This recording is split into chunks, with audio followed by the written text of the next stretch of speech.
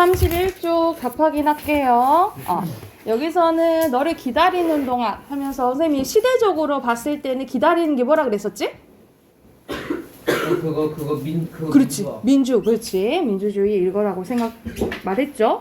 자, 먼저 여기서 표현상의 특징으로 알맞지 않은 것은 선생님이 항상 시하고 옆에 정리되는 표 보잖아요. 그쵸? 그거 이제 참고해서 보면은 좀 쉽죠? 여기서 알맞지 않은 것은 2번인데 현재 시제는 맞지, 그치? 현재 시제는 맞다 할 수 있는데 청유형 문장은 뭐야? 뭐뭐하 뭐로 끝내야 돼? 어이구. 할까? 약간 그런 느낌인데 하며. 같이 뭐뭐하도 자, 그렇지. 뭐뭐하자로 끝나야 돼요. 뭐뭐하자 있어요? 없지, 그치? 1번, 2번이고 2번에 알맞지 않은 거 봐볼게. 알맞지 않은 거 이건 조금 헷갈릴 수 있어. 이건 조금 헷갈릴 수가 있는데 답은 4번이거든요. 근데 A, B, C로 갔을 때 정서가 긴장으로 될 수도 있긴 있어요. 그쵸? 그런데 A와 B로 갔을 때는 A와 B에서는 소극적이었다가 언제 간다고 얘기를 해요? C 부분에서 그러잖아. 그치? 그러니까는 이쪽은 맞을 수 있는데 이쪽은 적극적이 아니다 라고 볼 수 있어요. 왜냐하면 B까지는 뭐야? 소극적인 태도였다가 어디에서만 바뀌어? C에서만 이제 적극적으로 내가 간다고 얘기를 하잖아. 그치? 그래서 이 부분이 틀렸다라고 보시면 돼요. 그리고 3번에 기억은 무슨 법이야? 기억 무슨 법이야? 역설. 그렇지. 역설이 나타나 있지 않은 거 몇 번? 아는 거니? 아는 거예요. 너무 딱 보인다. 5번. 그렇죠. 5번은 대표적으로 맞았네. 무슨 법? 반어법. 반어. 그렇죠. 잘했어. 자, 그리고 4번에 이걸 해석하는 관점이잖아. 그치? 알맞지 않은 것은 5번인데 이별의 슬픔을 노래하고 있어요. 이별의 슬픔보다는 지금 기다림. 그치? 기다림에 약간 설렘, 기대 이런 관련된 것을 얘기하고 있죠. 그쵸? 그래서 이 부분 틀렸고 5번에 알맞지 않은 것은 자, 차거는 짤막한 평을 얘기를 해요. 그래서 여기서는 약간 시대적인 걸 얘기를 하잖아요. 그치? 그래서 이 부분은 이 차가가 없으면 우리가 이 시 자체만 해석할 수 있는데 외제적인 관점으로 볼 수도 있는 거잖아. 저 부가적인 설명이 있기 때문에. 그쵸? 그러니까는 한 가지보다는 다양하게 해석할 수 있는 관점들이 생기겠죠. 그쵸? 알맞지 않은 거 5번이겠죠. 한 방향으로 감상하중을 이끄는 게 전혀 아니죠. 그쵸? 넘겨서 슬픔이 기쁨에게 관련된 또 문제 풀이할게요. 1번에 알맞지 않은 것은 2번이요. 공간의 이동 없고. 그리고 2번에 이질적인 것은 느낌이 다른 걸 얘기를 하는 거야. 다른 건 뭐예요? 여기서 유일하게 긍정적인 게 있지. 오히려 눈물이 긍정적이죠. 그쵸? 답은 4번이고. 그리고 3번에 가는 무슨 법이야? 나는 이제 너에게 슬픔을 주겠다. 이거 선생님 무슨 법 쓰였다 했어? 첫 번째 줄. 의인법. 사람처럼 표현한 거 의인법. 그래서 의인법은 대표적으로 1번. 풀이 눕고 운다고 표현했죠. 그쵸? 그래서 3번에 1번이고요. 그리고 4번에 대표적으로 여기서 긍정적으로 보는 거 뭐예요? 슬픔. 그렇지. 슬픔. 그리고 5번에 알맞지 않은 거 여기서는 시에 나와 있지 않는 장면 고르면 되는 거예요. 나와 있지 않는 것은? 4번. 1번. 왜 다 달라? 이거는 1, 2, 3, 4, 5. 3번이요? 4번. 4번이죠. 가만히 덮인 노숙자를 화면 위로 귤장수를 떠올리는 너의 모습을 오버랩해요? 아니요. 아니에요. 너가 이 사람들을 이렇게 떠올릴 거? 너는 뭐야? 이 사람들을 외면하는 이기적인 너잖아. 그치? 떠올리는 거 전혀 아니죠. 그쵸? 6번의 순서대로 1. 4번. 4번이죠. 그리고 7번에 5번. 오케이. 자, 오늘 새로운 시 한번 해봅시다. 선생님이 좋아하는 시 중에 하나예요. 선생님이 너무너무 좋아하시는데 우리가 첫사랑 이야기 좀 해주세요. 첫사랑? 제 선생님 첫사랑은 선생님 시간 많이 남으면 한번 해줄게. 지금 시간 많이 남았는데요? 아니 근데 사실상 선생님 첫사랑 사랑 잘 모르겠어. 약간 우리가 드라마 보면은 막 절절하게 막 하잖아요. 근데 나는 약간 약간 사랑이란 게 남을 위해서 정말 울어줄 수 있으면 막 헤어져 슬프고 울면 그게 좀 사랑이라고 생각하는데 네. 조용히 해 너. 조용히 해. 약간 그렇게 생각이 들어요. 약간 잘 모르겠어. 근데 여기서는 이제 절절한 사랑이 되는데 우리가 보통 사랑하면 첫사랑하면은 이루어지기 어렵다 하잖아요. 이루어질 수도 있고 이루어질 수 없는 수도 있는데 여기서는 헤어져도 괜찮다. 첫사랑 이루어지지 않는다. 왜냐하면 그 사랑이 이루어진 다음에 또 다른 사랑을 더 잘하면 되니까. 약간 진짜 이런 느낌이에요. 그래서 선생님이 이거 딱 수업할 때 어떤 학생이 헤어져가지고 남학생이었거든요. 남학생 여자친구랑 막 헤어졌다는 거야. 애들 막 놀리는 거야. 쟤는 누구랑 헤어졌대요. 막 놀리는 거야. 그래서 내가 마침 너를 위한 시다. 이걸 보고 마음을 추스리면 된다. 내가 했거든요. 한번 봐볼게. 자, 흔들리는 나뭇가지에 꽃 한번 피우려고, 꽃을 피우려고 눈은 얼마나 많은 도전을 멈추지 않았을까. 그러니까는 눈이 이제 내리는데 눈이 뭐 하려고? 꽃을 피우려고 막 내리는 거예요. 그래서 우리가 겨울에 나무에 눈이 막 쌓이는 걸 우리 눈꽃이라고 하잖아요. 그렇죠? 그래서 여기서 눈의 입장에서 꽃을 피우려고 뭐 하는 거예요? 노력하는 거라고 생각하면 돼. 그래서 여기서는 자연 현상을 인간의 우리 이제 인생에 약간 비유한 거라고 생각하시면 돼요. 그래서 눈은 누굴 사랑하는 거야? 나뭇가지 사랑하는 거야. 그래서 꽃을 피우려고 노력을 했다라고 표현하는 거예요. 그래서 꽃은 뭐 사랑이라고 보면 되고 이게 눈이 사랑을 이루는 주체라고 보시면 됩니다. 그래서 많은 도전을 멈추지 않았다라는 말을 하고 싶은 거잖아. 그치? 일부러 의문 형식으로 표현했네. 무슨 법? 서리법. 그리고 눈이 도전했다라고 표현했네. 그쵸? 그럼 전체적으로 또 무슨 법인 거야? 사람처럼 표현한 거니까? 의인법도 되겠죠. 그래서 눈이 계속 꽃 한번 피우려고 사랑하려고 노력을 했다라는 거야. 싸그락은 눈이 내리는 소리라고 보시면 돼요. 그 무슨 무슨 의성어. 그렇지, 의성어. 자, 두드려 보았겠지. 그리고 남분분은 막 눈이 내리는 모습을 얘기해요. 모양을 흉내내는 말은? 으태요, 그쵸? 설명이 똑바로 앉고. 자, 그래서 뭐뭐 했겠지. 반복되죠? 당연히 뭐 형성해줘요? 운유 형성해주죠. 그렇죠? 미끄러지고 수백 번 했다라는 거야. 그러니까 그만큼 사랑을 이루려고 뭘 했다 이 말이야. 노력을 많이 했다라는 것을 얘기를 하겠죠. 그치? 그래서 눈이 사랑을 이루고 엄청 노력하는 모습이 나오는 거예요. 그런데 바람 한 자락 불면 휙 날아갈 사랑을 위하여. 그리고 우리 눈꽃 생각해봐.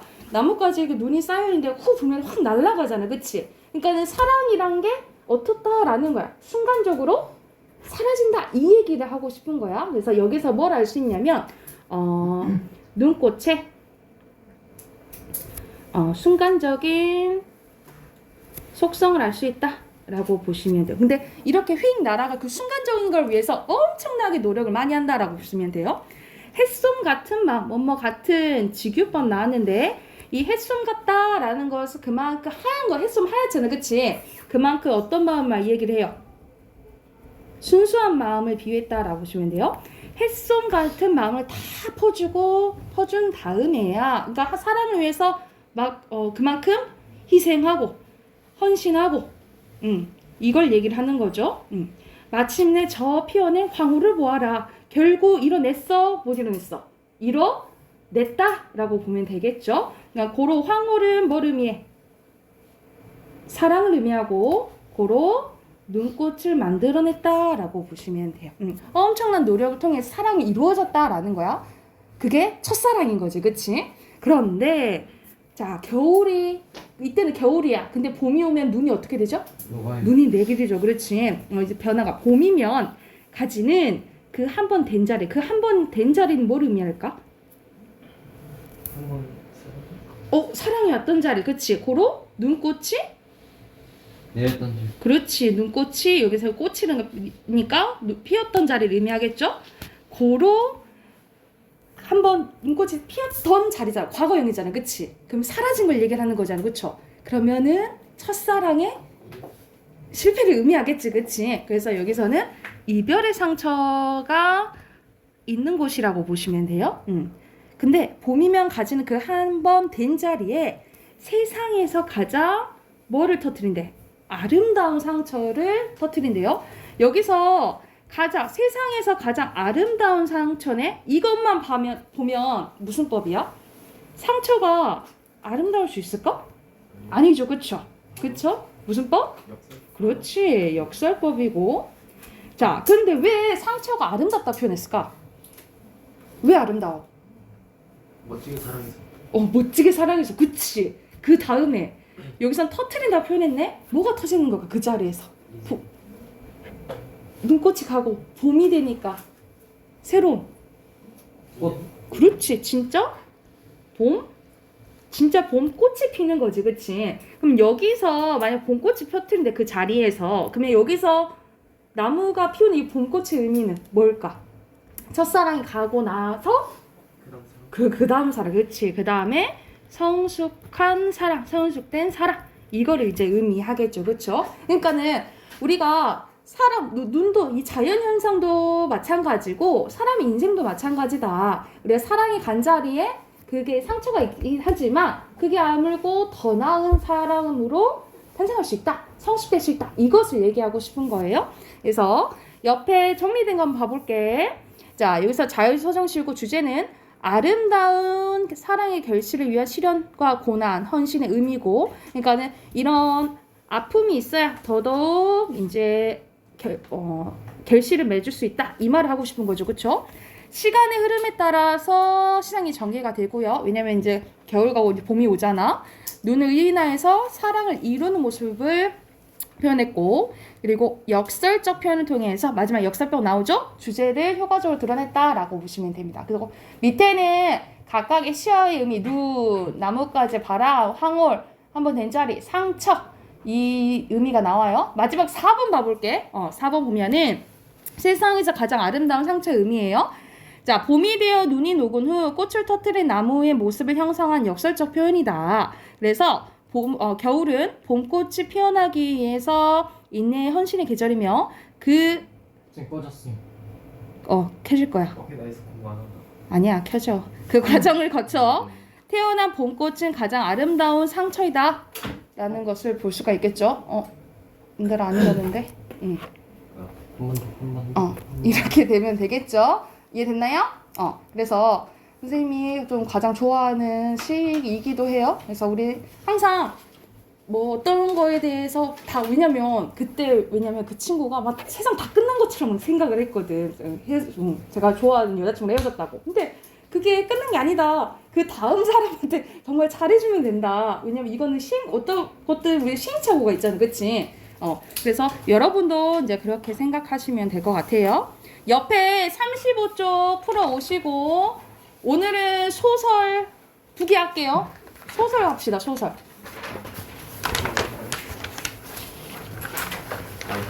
몇 쪽이에요?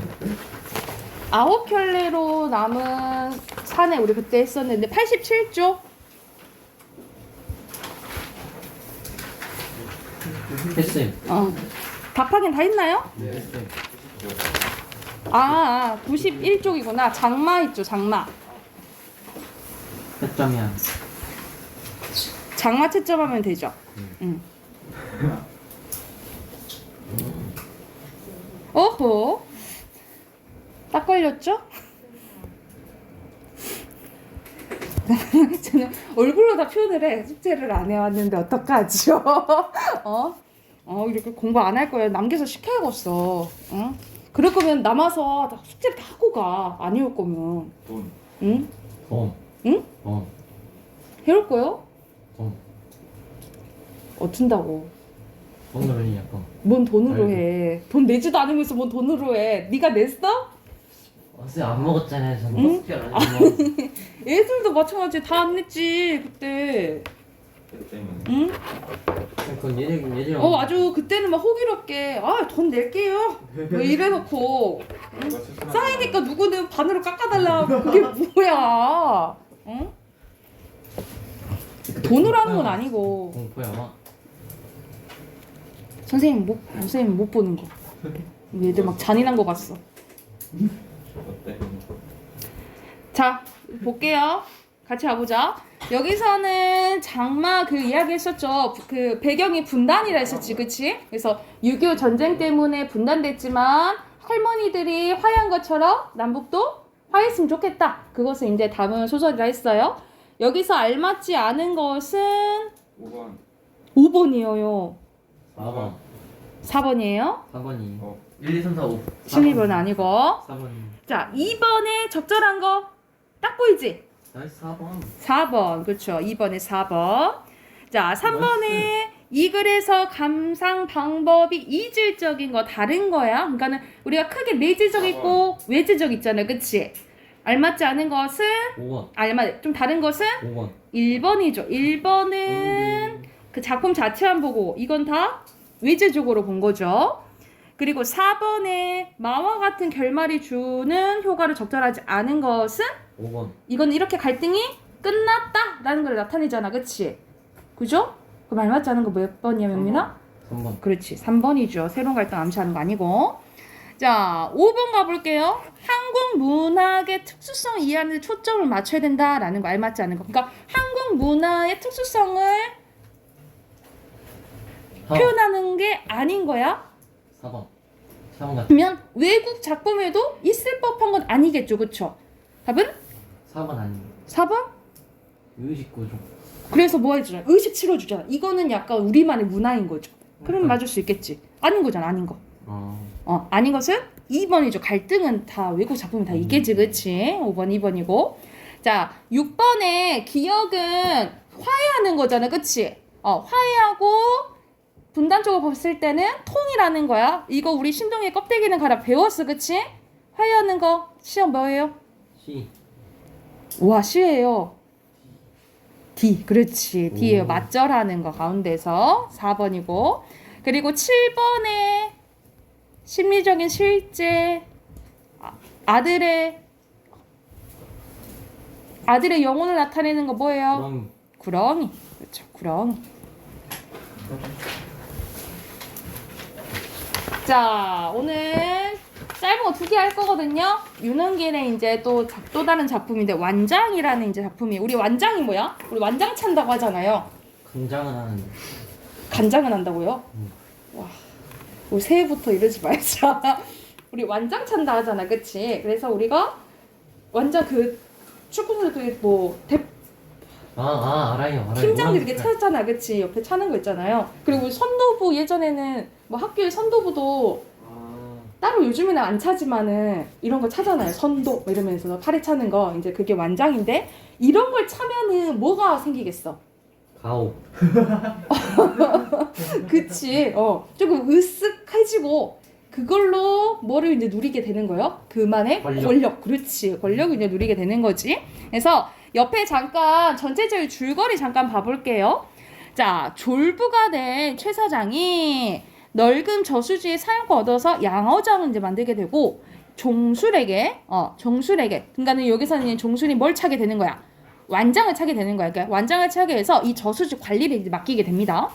원래는 안 한다고 했었어. 이제 본문 나오면 되는데 보면 아는데 한번 봐볼게요. 종술은 그날부터 자신이 가진 권력을 이용해서 마을 사람들 위해서 군림하려고 합니다. 급기야 종술은 초등학교 동창인 준환과 그의 아들을 폭행하는 등 마을의 독재자와 같은 모습으로까지 치닫게 되는데 결국 종술은 저수지로 나들이 온 최 사장 일행에게 행패를 부리다 해고가 됩니다.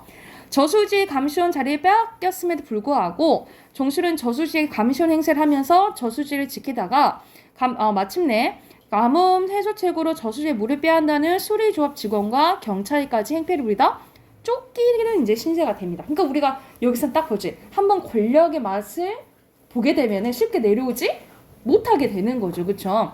그러니까는 우리 보면 학교에서도 마찬가지잖아. 반장하는 애들 쭉 보통 반장하고 그러지 않아요? 그쵸? 약간 분위기상 막 그렇게 되는 것 같아. 선생님도 학교에 있었을 때 반장이 있었는데 작년에도 반장을 했대. 근데 또 선거에 나오는 거야. 근데 내가 봤을 때는 얘는 약간 리더십이 부족해. 리더십 부족. 우리 애들이 성격이 좀 있잖아. 이렇게 좀 나는 리더십이 조금 잘하는 애가 반장이 됐으면 좋겠는데 얘가 항상 줄고 해왔던 거야. 그러니까 얘는 리더십 좀 부족한데도 불구하고 하고 싶어 하더라고. 그래서 결국 이제 걔가 이제 반장이 됐거든요. 그러니까 여러분도 딱 반장 뽑을 때 뭐 하면 약간 분위기가 있더라고. 그냥 제가 하고 싶어 하니까 찍어줄래? 이렇게 하는 애 있고, 제가 진짜 됐으면 좋겠다 라는 애 있고, 아니면 아예 인기 투표로 막 이렇게 돼버리잖아요. 명민은 너는 딱 기준이 뭐야? 친구 뽑는데. 친구 뽑아? 친한 애? 근데 네가 봤을 때도 쟤는 못할 것 같은데 나는 친구면 괜찮아. 그냥 친구면 해주는 거야? 지훈아 너도? 응. 넌 어때? 저 안 뽑는데. 넌 안 뽑아? 그럼 넌 누구 뽑아? 기권해? 아니, 그러면 누구 뽑는 기준이 있어? 딱 잘할 것 같은 애 뽑아? 저 찍는데. 그냥 찍어? 영애 너는? 여기다 1, 2, 3 써붙이고 이렇게 불려요. 불려? 너답다? 그래서 여기서는 이제 처음에 이 사람한테 이제 완장을 맡기는 그 장면이나 한번 봐볼게요. 자, 사람이 운수를 불길해서 잠깐 이런 총구석에 처박혀 있다고 그렇게 호락호락 쉽게 보지 마소. 그러니까는 쉽게 보지 마라고 이제 얘기를 하는 거지. 여기서 사투리 나오죠. 여러분 사투리 이런 거 나오면은 어떤 효과가 있을까? 그러니까 첫 번째적으로 만약 이렇게 사투리가 나온다 하면 어떤 효과가 있다고 생각을 해야 될까? 지역 특색. 그치, 지역적 특성일 수도 있고 근데 꼭 그 지역적이 아닐 수도 있겠죠. 만약 그 지역이 진짜 나온다 하면은 약간 토속적이고 향토적으로 볼 수 있거든요. 그런데 사투리가 나온다 그러면은 약간 현실감, 사실감도 높여준다고 기억을 해두세요. 자, 요번쇼들 저수지 감시가 뭐예요? 감시가 내게 개우 5만원짜리 꼴머신 푼수떼기 안 되는 거 같소. 나 임종술이 얘기하는 거지. 이래봬도 나 왕년에 사장님 소리까지 들어본 사람이요. 그러니까는 자기 보고 저수지 관리하니까 그게 뭔데 나를 시켜? 나 사장님 소리도 들었는데 나 그런 거 안 해. 처음에는 이제 내빼는 거지. 그치, 거절하는 거요. 그것은 공연한 허풍이 아닌 사실이었다. 동대문의 시장 바닥에서 처음에는 목판부터 시작해서 나중에는 포장마차를 할 때라든지 마지막으로 양키 물건에 손을 대기까지 종술은 그를 상대하는 사람들도 좋은 의도로든 나쁜 의미로든 좌우가 사장님 소리를 곧잘 듣곤 했다라는 거야. 그래서 여기서 종술이라고 나오죠. 그럼 몇 인칭? 3인칭이고 그리고 심리가 나오죠. 그쵸? 그러면 시점이 뭐예요? 전질 작가 시점인가 할 수 있겠지. 그치? 진이야, 진 똑바로 앉고. 무작정 화를 낼 만한 일 아니래. 사람이 과거를 어쨌을 망정 시방 지금은 사세에 따를 줄도 알아야 장차 늘품수가 생기는 법이지. 안 그런가? 한번 잘 생각해보소 하면서 지칠 줄 모르는 최 사장의 끈기에 힘입어 익삼씨도 다시 설득에 나섰대. 내가 자네라면은 나는 기왕 낚시질 하는 김에 비단 잉어에다 월급 동포를 암양해서 한몫하고 낚아 올리겠네. 삽자를 들고 땅뛰기 하는 배도 아니고 그냥 소일 삼아서 감시원 완장 차고 물가 상사로 왔다리 갔다리 하면 된다 라고 얘기를 하는 거야. 근데 어디 단에 딱 꽂힌 거야? 완장에 딱 꽂힌 거야. 완장요? 그랬다라는 거지. 완장 바로 그것이었다라는 거죠. 그래서 여기서는 완장 바로 그것이었다 밑줄 그어놓으시고 여기서는 이제 완장을 강조하기 위해서 작가가 일부러 한 번 더 말한 문장이라고 보시면 돼요. 그러니까 고로 완장이 의미하는 것은 아까도 시작하기도 전에 얘기했잖아. 뭘 여기 권력을 의미하는 거잖아요. 그렇죠? 그것이 순차적으로 종술에 흥분한 머리를 무섭게 때려서 갑자기 멍한 상태로 만들어 놓은 것이었다. 팔에다 차는 그 완장 말입니까? 종술의 천지스러운 질문에 최 사장은 또다시 그 어울리지 않은 너털 웃음을 호탕하게 터뜨렸다. 이 사람아, 팔완장 말고 기저귀 멘트로 사추리에 타는 완장도 받는가? 완장이란다. 왼쪽 팔에 끼고 다니는 그 완장이란다. 거기에 딱 꽂힌 거죠. 그쵸?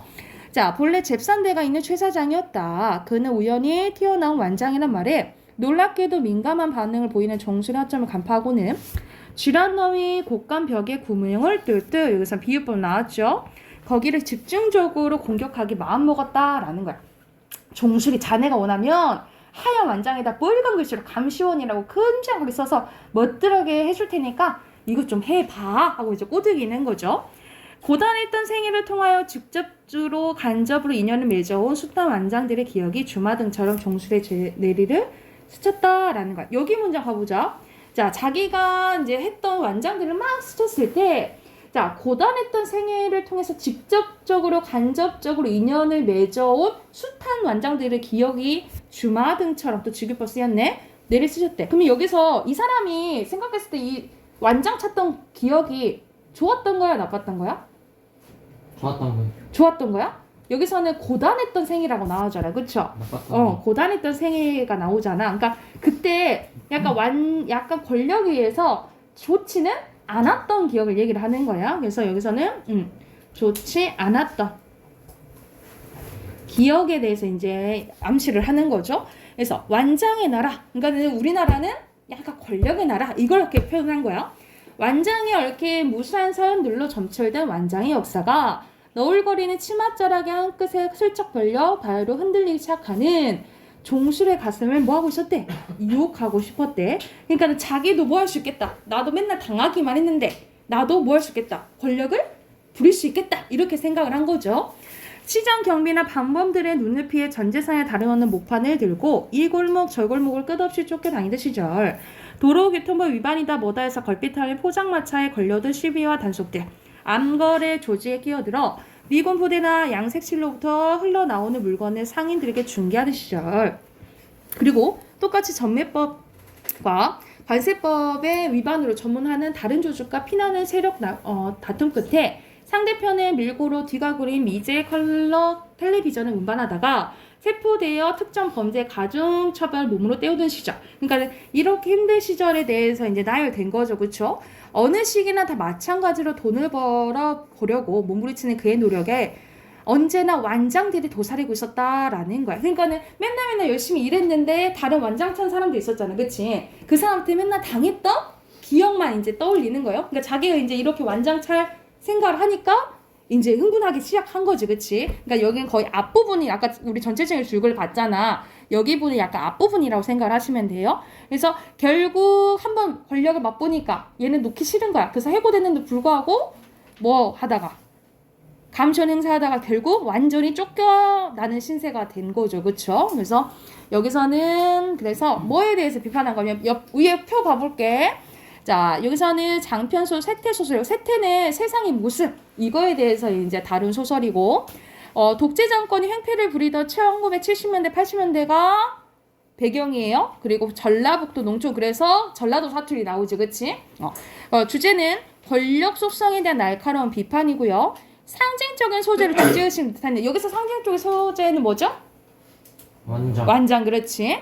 그리고 해학적인 문체, 약간은 우스꽝스러운 약간 비판하는 듯한 문체가 드러나고, 여기 선생님이 방언하면은 사투리 나오면 두 가지 생각하라 했어.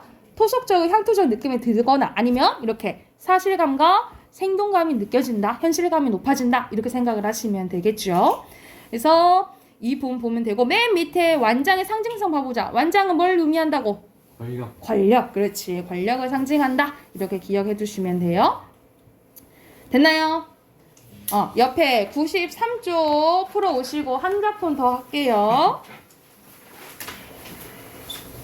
자, 김원일의 도요새에 관한 명상입니다. 이것도 배경이 1970년대라고 보면 되는데, 자, 여기서는 소설이 약간 조금 특별해요. 왜냐면은 그 구간마다 서술자, 시점이 조금 달라져요. 그래서 전체적인 줄거리 한번 봐보면, 제1장은 병식이 이제 시점이고요.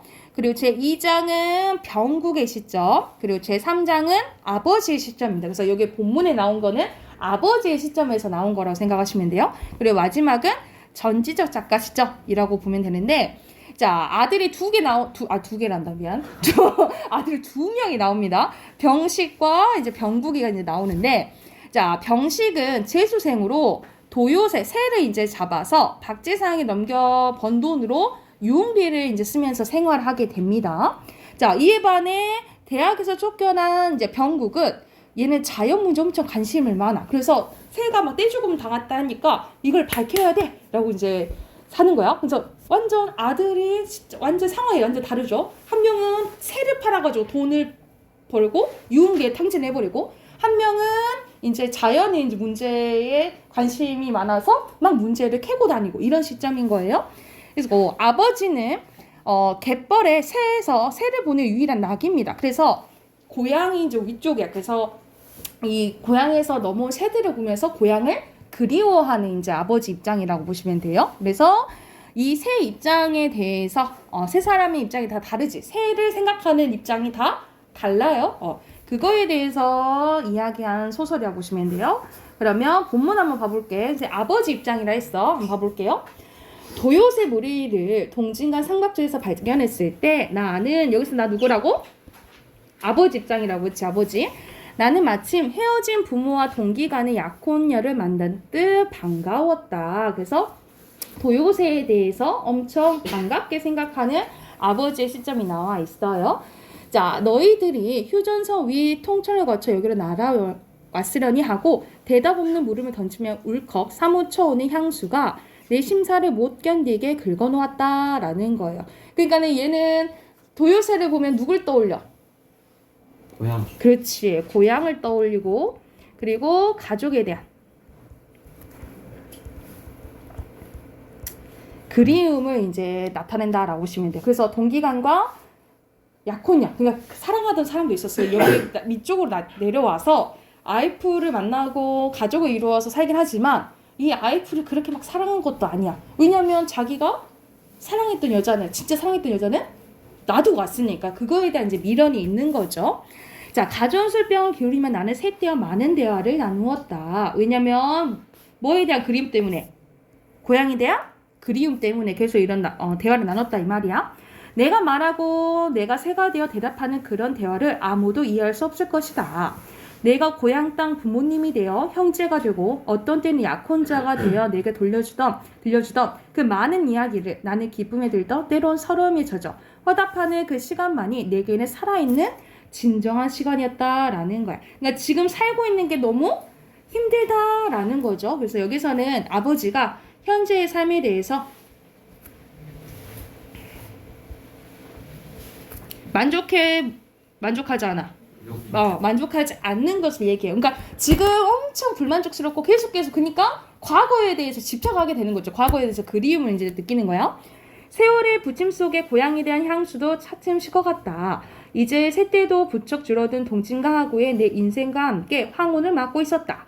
동진강의 악취 풍기는 폐수로 변해버렸기 때문이다. 그러니까 이렇게 돼버리니까 아들이 그 자연 문제에 관심을 갖는다 했잖아. 그거와 좀 연결이 되는 거예요. 지금 보는 바다 역시 헤엄쳐 북상하며 며칠 내 고향에 도착할 수 있을 것 같던 거리가 까마득히 멀어 보였대요. 철새나 나그네에서 휴전선을 넘어 자유를 왕래하고만. 철새나 나그네 새는 막 휴전선을 왔다 갔다 할 수 있어. 근데 나는 그럴 수 있어 없어? 나는 그럴 수 없는 거죠. 나는 여기서 그래서 여기가 상반되고 대조쓰였다라고 보시면 돼요. 나는 그곳으로 갈 수 없다는 안타까움만 해가 갈수록 내 이마에 깊은 주름을 새겼다라는 거야. 다음으로 가볼게. 내가 식물 바둑난을 꼼꼼히 들여다보고 있을 때였는데 대문 초인종이 길게 울렸다. 마루 끝에 앉아 껌을 씹으며 라디오 유행가를 듣던 종옥이 대문께로 달려갔는데 초인종을 소리를 보아 두 아들 녀석 같진 않고 여편네가 뭘 또 빠뜨려 나갔나 황망히 돌아왔으면 했다라는 거죠. 누구세요? 종옥이 철문새 빗장을 달간거리며 불렀대. 김병국이라고 이 집에 살지요? 하면서 김병국이를 찾으러 온 거예요. 윤소령은 당번병을 불러 김병국 군을 데려오라고 얘기했다라는 거야. 한참 뒤 사병과 함께 병국이 파견 대장소로 들어왔는데 떼고 간질 깨지지 않은 그의 몰골이 중병 환자 같았다라는 거야. 점포와 검정 바지도 펄투성이어서 하수도 공장을 하다 나온 듯 했다. 병국은 움푹 꺼진 동태 눈으로 나를 보았다라는 거야. 이 녀석은 도대체 어떻게 돼먹은 놈이야? 통금 시간에 통금이 있다라는 것은 뭘 할 수 있는 거야? 그때 1980년대, 70년대, 80년대라는 시대적 배경을 알 수가 있는 거죠. 허가증 없이 해안 일대에 못 다닌 줄 알면서 내가 노기를 띄고 아들에게 소리를 쳤대요. 본인은 아니었어요. 사흘 사이 동진구하고 삼각주에서 갑자기 새들이 집단으로 죽기 시작하는 바람에 그 이유를 알려고 했다라는 거야. 그러니까 아까 전에 병국이 얘기 많았죠. 자연현상, 자연 문제, 그러니까 뭐 환경 문제에 관심이 많다라고 했죠. 그쵸? 관심이 많은 거야.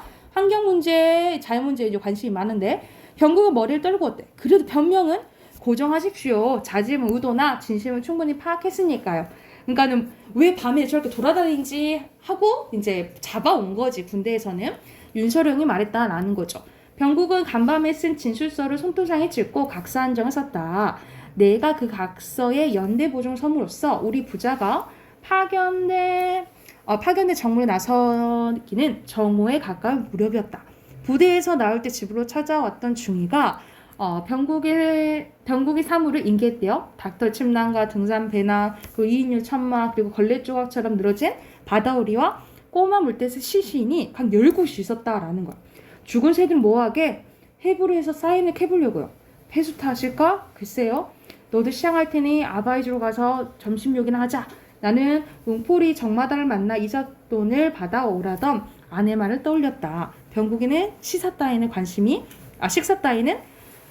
없어 보였다라는 거죠. 그래서 여기서는 제목이 도요새라는 명상이잖아요. 그치? 이 도요새에 대해서 생각하는 아들 둘과 아버지의 시점이 조금 다르죠. 그쵸? 그거에 대한 이제 정리가 여기 나와 있어 한번 봐볼게요.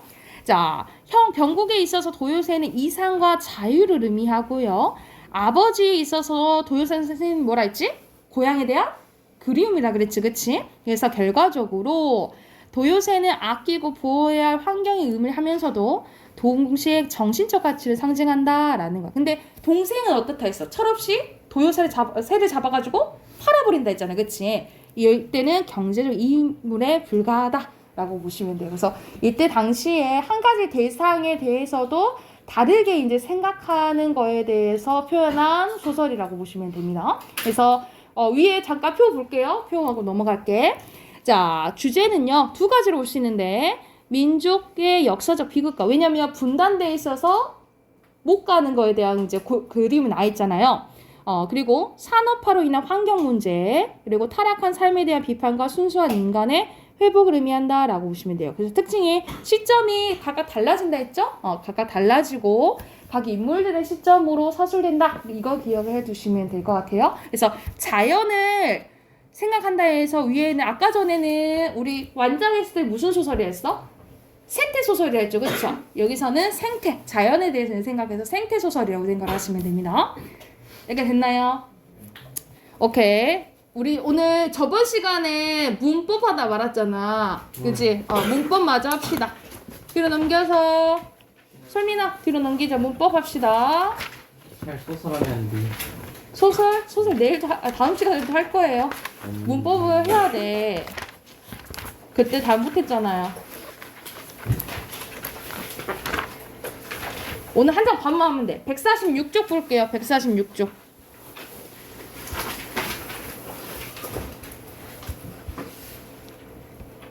(2분만) 쉬었다 할까요? 2분만 쉬었다 합시다. 화장실 갔다 올 사람은 갔다 오시고.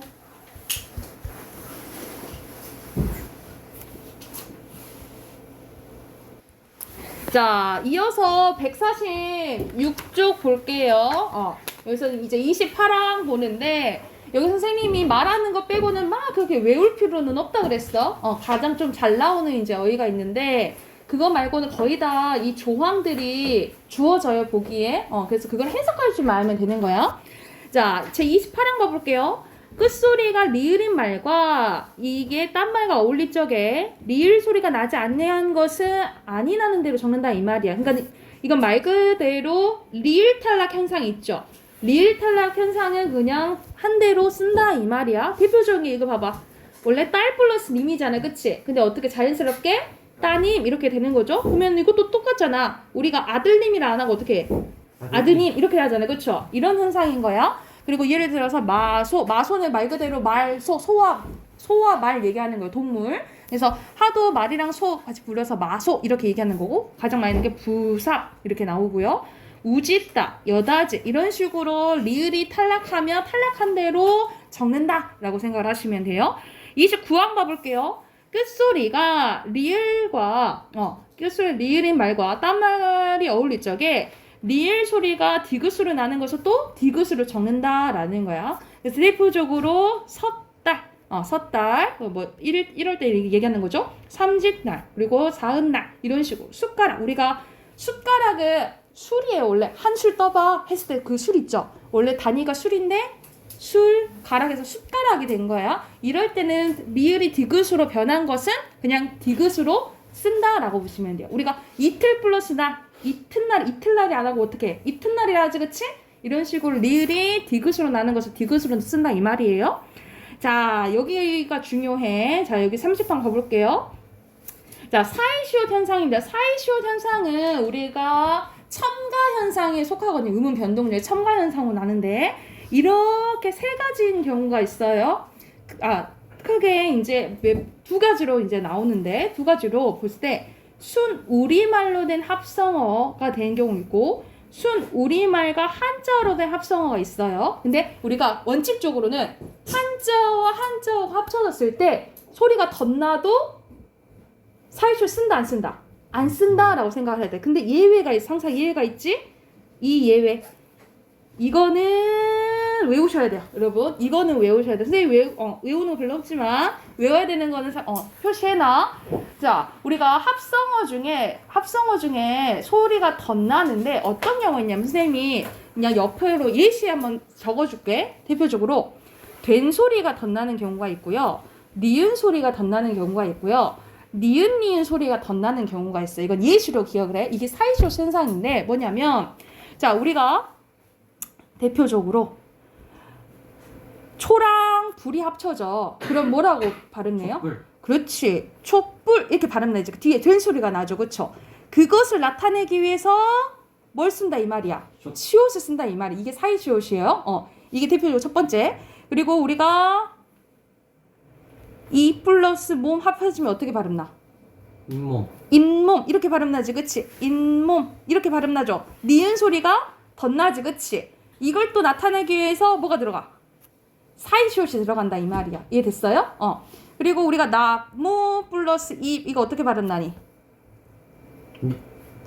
이어서 발음해봐. 어떻게 나? 나뭇잎. 나뭇잎 이렇게 발음 나지. 나뭇잎 이렇게 발음 나죠. 이건 니은이 덧난 거야. 이걸 또 나타내기 위해서 뭐가 들어가? 사이시옷이 들어간다 이 말이야. 이해됐어요? 그러니까 이게 대표적인 사이소리 현상이에요. 이 첨가 현상 중에 하나인데 대표적으로 이 세 가지만 기억나는데 촛불 된 소리 경우, 잇몸 니은이 덧난 경우, 나뭇잎 니은이 덧난 경우야. 이해됐어요?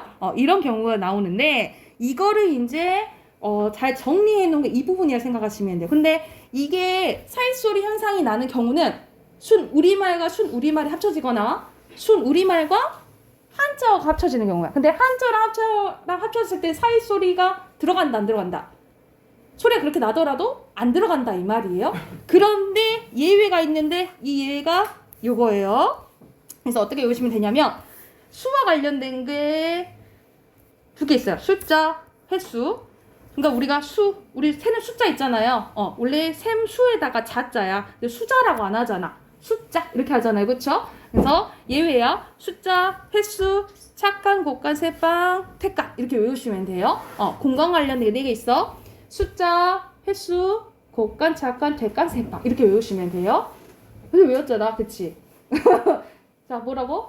숫자, 횟수, 곶간, 착간, 택간, 세빵 이렇게 외우시면 된다고요. 외우라고. 이거는 예외적인 거야. 한자랑 한자를 합쳐졌을 때 사이소리 현상이 일어나는 예외적인 거요. 이 6가지 다시 숫자 관련된 거. 숫자, 횟수, 곶간, 착간, 택간, 세빵 이렇게 외우시면 된다고요. 지은아 외웠어? 숫자, 횟수. 숫자 다시 숫자, 횟수, 곶간, 착간, 택간, 세빵 이렇게 외우시면 된다고. 됐어? 지은아 뭐라고? 숫자. 지훈이야? 그래 너 해봐 다시. 숫자, 횟수, 곶간, 착간, 택간, 세빵. 그래 이렇게 하면 된다고. 영애는 해봐. 네? 숫자 횟수 곶간 택간 착간 생강 새빵. 새빵. 다시. 숫자, 횟수, 곶간, 착간, 택간, 새빵. 이렇게 외우시면 된다고요. 자. 그래서 이거는 첫 번째는 된 소리 나는 경우. 아까 촛불처럼 있죠? 첫 번째는 된 소리 나는 경우고요.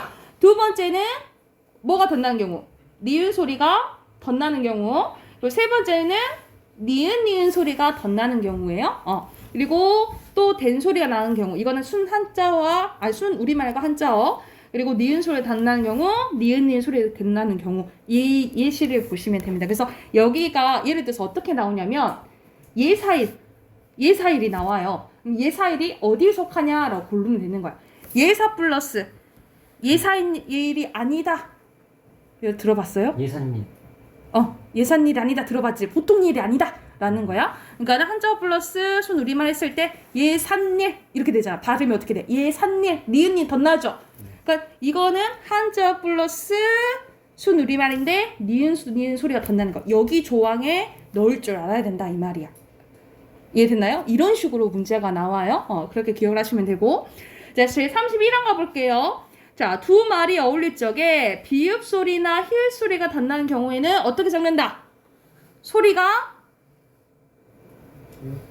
나는 대로 적는다 라고 보시면 돼요.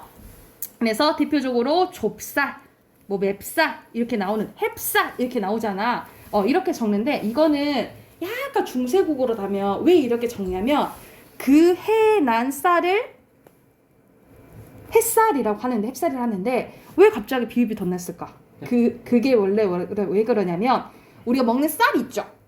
옛날 쌀을 어떻게 적었냐면 옛날엔 쌀을 이렇게 적었대요. 비읍시오. 예전에 이렇게 적었대요. 그러니까 이거의 잔재가 남아서 어떻게 햅쌀로 발음된다 이렇게 보거든요. 이렇게 생각하면 되고. 그리고 히읗이나 덧나는 경우가 보자. 예를 들어서 머리카락, 살코기, 뭐 암캐, 수캐 이런 것도 있죠. 이것도 왜 그러냐면 우리가 수컷을 나타낸 수 있잖아요. 이 수가 예전에는 어떻게 적었냐면 이렇게 적었다 이 말이야. 히읗이 남은 거예요. 이걸 히읗 종성 체언 이렇게 부르거든요. 이건 우리 중세국어 뒤쪽에 가면 다시 배울 거야. 이거의 잔재로 개가 합쳐져서 어떻게 부른다 이 말이야. 숙회 이렇게 부른다 이 말이야. 이거는 중세국어 이제 잔재가 이제 정리된 거라고 생각하시면 돼요. 그래서 이건 다 소리대로 적는다라고 보시면 되고. 자, 이제 준말로 가볼게요. 준말은 말 그대로 줄어든 말 얘기를 하는 거예요. 그래서 제35화 모음 오, 우 끝난 어간에 아, 가 어울릴 때 어떻게 적는데? 와, 워, 와, 워 이렇게 된 대로 준대로 적는다라고 보시면 돼요. 대표적으로 준말 대표적으로 몇 개만 봐보자. 꼬아를 줘서 어떻게 돼? 꼬아. 보았다는 봤다. 두어는 둬. 쏘았다는 썼다. 이건 자연스럽게 되는 거니까. 그리고 노아가 나를 줄 적에는 또 준대로 적는다라고 보시면 되고. 부침이 봐볼게요. 왜 뒤에 엇과 어울 때는 외수로 대적으로 준대로 이것도 적는다. 그래서 괴어가 이것도 예시 몇 개만 봐볼게요. 왼쪽만. 괴어가 줄면 되었다는 됐다. 그리고 세어는 세. 여러분 헷갈리는 게 이거 없어요? 됐다 이거 없어요? 이렇게 적어야 돼. 아셨죠? 이건 없어. 그리고 선생님이 되랑 돼 구별법 어떻게 하라 했어? 뭐 넣어보라고? 어울리는 말. 하 넣어봐서 말이 되면 돼. 해 넣어봐서 말이 되면 돼지 대자 넣으라고. 이거 안 되잖아. 뒤질 때 안 됐다. 이거 어떻게 써? 안 돼. 안 되잖아 이거. 두 번째. 안 하잖아. 아니잖아. 뭐가 되냐? 안 하잖아. 이렇게 써야겠죠? 그죠? 하를 넣어봤을 때 말이 되면 돼. 해를 넣어봤을 때 했을 때 돼. 야, 안 돼. 했을 때는 뭐냐? 안 하. 말 되냐? 안 해. 되지? 그러면 이렇게 적으라 이 말이야. 이해됐어요? 이렇게 하시라고. 자, 그리고 제 40번 가볼게요. 어간의 끝음절 하에 하가 줄고 히읗이 다 음절의 첫 소리에 어울렸을 때는 거센 소리가 됐죠. 거센 소리 뭐야? 거센 소리 뭐래요? 거센 소리. 피읍, 티읍, 피읍, 치읓을 거센 소리를 하지. 이렇게 거센 소리로 준 대로 적는다 이 말이야. 대표적으로 간편하기를 주면 간편케, 전결하다, 전결타 이런 식으로 줄어든 대로 적는다 이 말이에요. 그리고 띄어쓰기 해볼게. 띄어쓰기. 자, 띄어쓰기는 조사는 그 안 말고 뭐 해야 돼? 조사는 안 말고 뒷말. 일치? 아. 일치? 아니 뭔 말이야 안 말고 붙였어야 되겠죠? 앞말과 붙였어야 되고. 근데 의존명사는 앞말과 뭐 해야 돼요? 띄었어요. 띄었어야겠죠? 그리고 단위를 나타내는 단위명사도 앞말과 뭐 해야 돼요? 붙였어야 돼. 아이고, 명사인데? 띄었어요. 앞말과 띄었어야 돼요. 그러니까는 한 개 했을 때 한 띄고 개예요. 한 명 했을 때도 뭐겠어? 한 띄고 명 이렇게 한다고. 근데 다만 항상 뭐가 중요하다 했어? 다만 이런 게 중요하다 그랬지? 자, 다만 순서를 나타내는 경우나 숫자 어울릴 적에는 경우에는 붙였을 수 있다. 이런 식으로 뭐 3학년, 6층 이런 것은 붙였을 수 있다라고 보시면 되고. 자, 44항입니다. 소민 일어나고. 자, 수를 적을 때는 뭐 단위로? 만 단위로 띄었어요. 만 단위고요. 그리고 두 말을 이어주거나 열갈 적에는 앞말과 뭐 해야 돼요? 다른 말과 띄었어야 된다 이 말이야. 그래서 국장 겸 과장 또는 천군대 백군 했을 때는 천군 띄고 끼고 백군 이렇게 써야 된다 이 말이야. 그리고 단음절은 짧은 말, 단음절로 된 단어가 연이어 나타날 적에는 붙였을 수 있대. 그러니까는 원래는 좀 띄고 더 띄고 큰 띄고 것이잖아, 그치? 근데 이게 짧은 게 막 연달아 왔잖아, 그죠? 이럴 때는 이렇게 붙여 쓰는 거 뭐 해준다? 허용해준다 이 말이야. 원래는 띄었어야 되는데. 자, 그 다음 쪽 올려 가볼게요. 자, 보조용언입니다. 보조용언은 기본적으로 뭐가 원칙이에요? 띄어 쓰는 게 원칙인데 경우에 따라 붙였습니다. 이건 붙였어도 상관없다 이 말이야. 그런데 항상 선생님 또 뭐가 중요하다 했어? 다만이야. 다만 항상 봐야 돼. 다만. 자, 앞말이 뭐에 붙거나 조사가 붙거나 앞말이 뭐인 경우? 합성 동사인 경우. 그리고 중간에 뭐가 들어갈 경우? 조사가 들어갈 적에는 무조건 뭐 해야 돼요? 무조건 띄었어야 돼요. 얘 잡보자. 잘도 놀아 나누곤 했을 때 놀아만 여기 동그라미 조사 붙었죠, 그쵸? 그럼 무조건 뭐 해야 돼? 띄었어야 돼. 읽어도 보고, 그쵸? 덤벼들어. 이 덤벼들어는 뭐야? 덤벼들다 합성동사지, 그치? 이럴 때는 앞말과 뭐 해야 돼요? 띄었어야 된다 이 말이야. 그리고 듣도 잘난 체를 한다 이랬을 때는 봐봐, 이런 식으로 조사가 들어갔을 때는 무조건 뭐 해야 된다? 띄었어야 된다라고 생각하시면 돼요. 이거 중요해. 여기 부분 표시해 두시고. 그리고 제 48항 가볼게요. 성과 이를, 성과 호를 붙여 쓰고 덧붙이는 호칭어 간집명은 뭐 해야 된대요? 띄었어야 돼요. 띄었어야 되고. 그러니까 이름 이런 거 붙여 써도 되는데 옆에 보면 호칭 있죠? 박사 이런 거 띄었어야 된다고. 다만 성과 이름, 성과 호를 분명히 구별할 필요가 있는 경우에는 띄었을 수 있습니다. 그러니까 우리가 성이 두 자인 경우 있잖아. 그래서 독고준 했을 때 독고 플러스 띄고 준 이렇게 쓸 수 있다고. 그래서 선생님 친구 중에, 친구는 아니고 동창이구나. 동창 중에 이름이 제갈준이가 있었어. 그래서 애들이 갈준아 이렇게 불렀거든요. 근데 성이 제갈이고 이름이 그 준이었던 거야. 근데 나중에 알았지. 그래서 애들이 계속 갈준아 이렇게 불렀는데 이런 경우에는 이렇게 띄었어야 되겠죠, 그렇죠? 자, 제 49항 봐볼게요. 성명 이외 고유명사는 단위별로 띄었을 원칙을 하되 단위별로 띄었을 수 있는데 대안 띄고 중학교인데 보통 우리 어떻게 써요? 붙여 쓰죠, 그쵸? 붙여 쓰는 경우 있고. 선생님의 학교 이름이 전남대학교 사범대학 부설고등학교거든요. 고등학교 이름이 엄청 알아요. 길잖아. 그래서 줄여서 전사고 이렇게 불렀는데 이런 식으로 붙여 쓰는 경우도 있다라고 보시면 되겠죠. 이게 원래는 다 띄었어야 되는데. 자, 그리고 전문 50항 가볼게요. 전문 용어는 단어별로 띄었을 원칙가 돼 붙였을 수 있다. 이것도 만성, 골수수, 백혈병 다 띄었어야 되는데 D처럼 뭐 할 수 있다? 붙였을 수 있다 라고 보시면 되고요. 그 밖에 봐볼게. 자, 제 55항입니다. 다 두 가지로 구별하여 적던 다음 말들은 한 가지로 적는데, 자, 앞에 걸로 써야 될지 뒤에 걸로 쓰면 안 된다는 거야. 맞추다, 뻗치다. 뒤에 거 된다 안 된다? 뒤에 거 안 된다 이 말이에요. 그리고 56항 가보자. 56항 보면은 덜아, 던, 든지는 다음과 적습니다. 여러분 이거 덜아라, 든지를 헷갈려하는 경우가 많거든요. 덜아는 뭐라고 생각하면 되냐면 약간 과거형으로 생각하시면 돼요. 그래서 지난 일을 나타내는 어미는 덜합니다. 춥더라 이런 거 있죠. 춥더라. 그리고 걔 그렇게 하더라 이런 식으로 얘기했을 때 덜아야.